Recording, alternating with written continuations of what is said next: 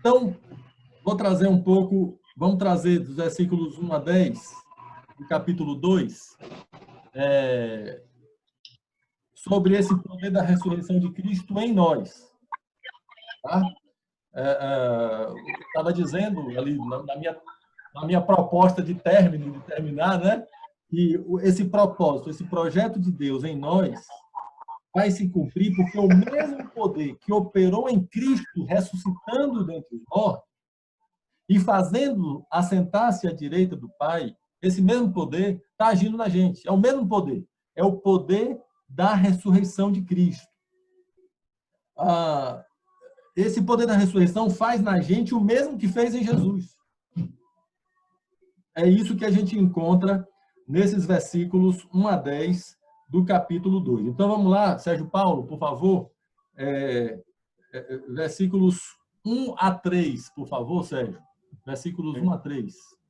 E vos vivificou, estando vós mortos em ofensas e pecados, em que noutro tempo andastes, segundo o curso deste mundo, segundo o príncipe das potestades do ar, do Espírito que agora opera nos filhos da desobediência, entre os quais todos nós também andávamos, nos desejos da nossa carne, fazendo a vontade da carne e dos pensamentos, e éramos, por natureza, filhos da ira, como os outros também. Obrigado, Sérgio. Veja só,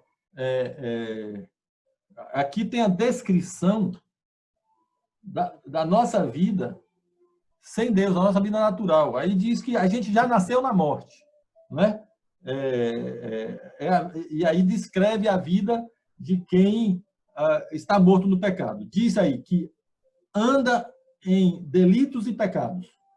Andar significa um comportamento contínuo.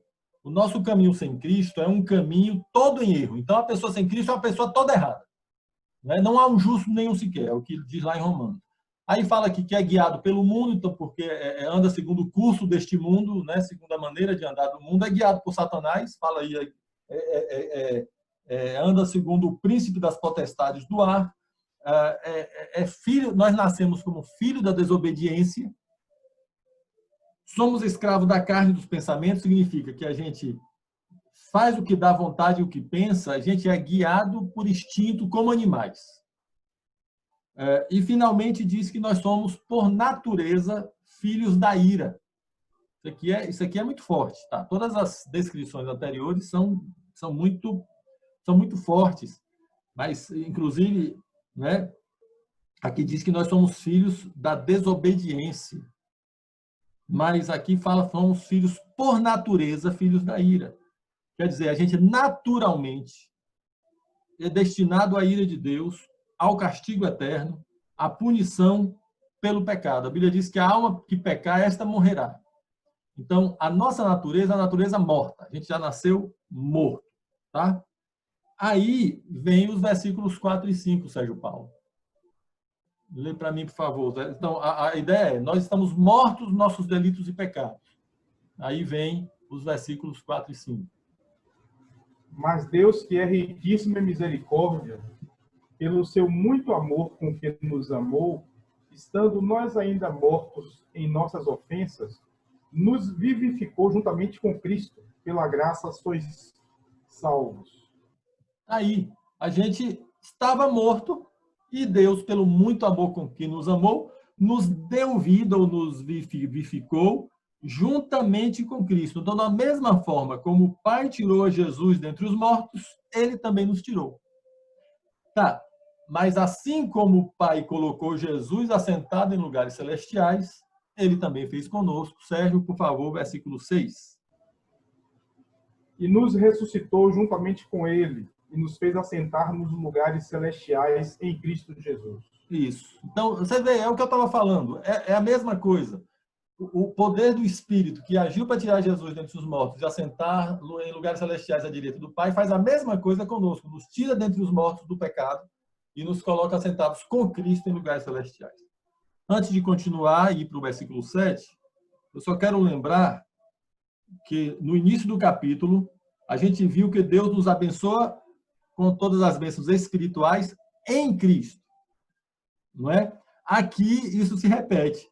Ele nos deu vida juntamente com Cristo e nos fez assentar nos lugares celestiais em Cristo. É o que eu falei. A gente não tem nunca como exagerar nisso, gente. Esse é o projeto de Deus. Tudo é em Cristo. Tudo em Cristo. Agora, vamos lembrar que o que está sendo tratado é o projeto de Deus. É aquilo que Deus planejou desde o início. Pois é, isso que Deus fez em nós, como fez em Jesus, é para fazer cumprir o seu propósito de revelar a sua graça através de Jesus, como vimos lá no versículo 7, quero ler de novo aqui, diz assim: em quem, em Jesus, temos a redenção pelo seu sangue, a remissão, o perdão dos pecados, segundo as riquezas da sua graça. Agora, esse versículo 7 que eu li, vamos comparar com esses outros versículos do capítulo 1. Vamos lá, agora eu mesmo vou ler aqui, porque esse texto que a gente já leu. Versículo 6, 1:6.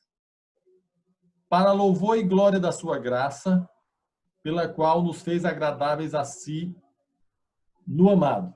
Então, através de Jesus, a gente é agradável a Deus, ou a gente recebeu graça gratuitamente, e isso redunda em louvor para Ele.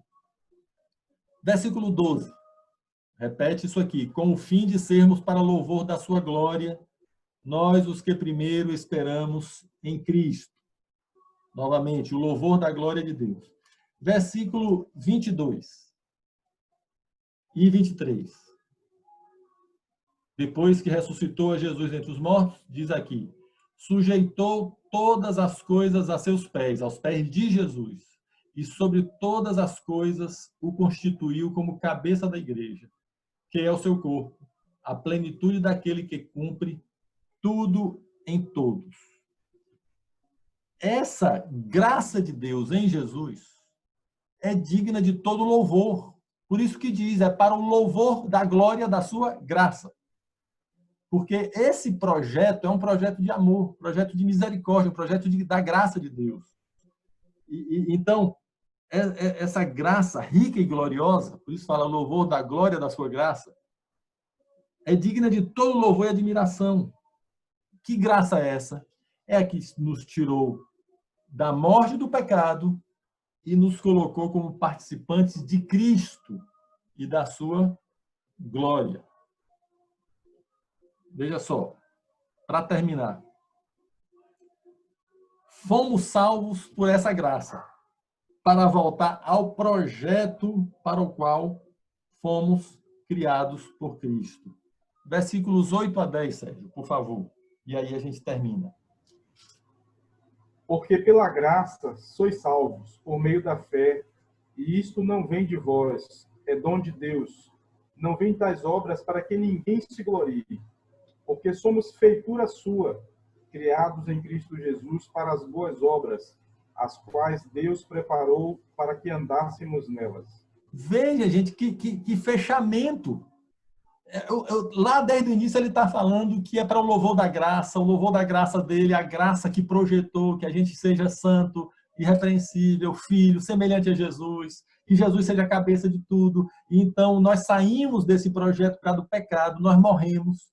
Aí Jesus vem e paga o nosso pecado e o Pai ressuscita ele dentre os mortos, coloca sentado à sua direita nos lugares celestiais. Aí faz a mesma coisa conosco, tira a gente dentre os mortos, nos coloca sentados nos lugares celestiais. Para quê? Para quê? Isso tudo é graça, é salvação. Pela graça, pela fé. Para quê? Versículo 10 volta ao assunto.